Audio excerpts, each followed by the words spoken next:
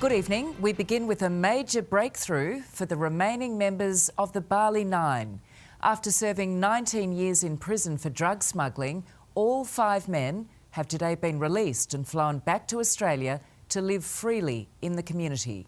The move follows weeks of top-secret negotiations between the governments of Australia and Indonesia.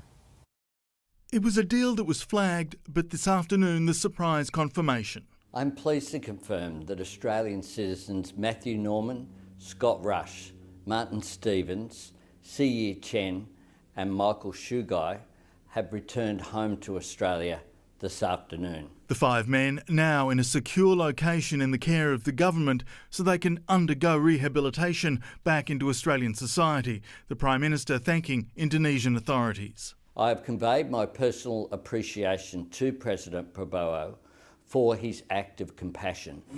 How are you? This was Matthew Norman and Siyi Chen just in the past few days, hanging on to hope they would be home for Christmas, a wish that's come true. It's a high-profile saga that began in 2005. 9 young Australians caught trying to smuggle 8.3 kilograms of heroin out of Bali, $4 million worth, strapped to their chests. 2 of the convicted ringleaders, Andrew Chan and Mayaran Sukumaran, were executed by firing squad in 2015 after multiple appeals to save their lives were rejected. Tan Duc Phang Nguyen died in prison from stomach cancer in 2018.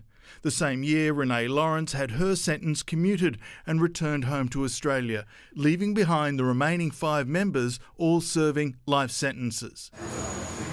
In 2013, Nine's Mark Burrows interviewed Chan and Sukumaran in Bali's Kerobokan prison. Sukumaran hoping his work with other prisoners would lead to his death sentence being commuted. To those people in Australia who don't have a lot of sympathy for you, what would you directly say to them? I would ask him to forgive us, give us a second chance. We're not asking to leave from prison, we're asking for a life sentence in prison.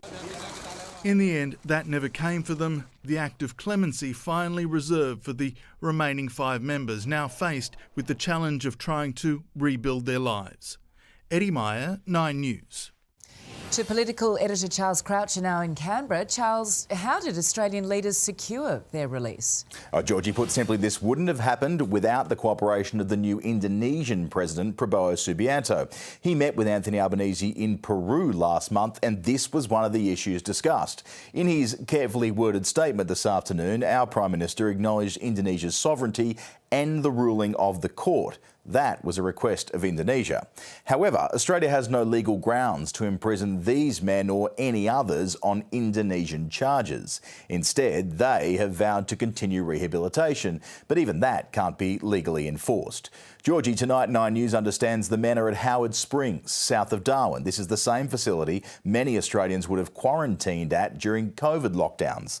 They'll likely be there for a matter of days for medical checks and treatments and then be released and free to go home. Charles Croucher, thank you.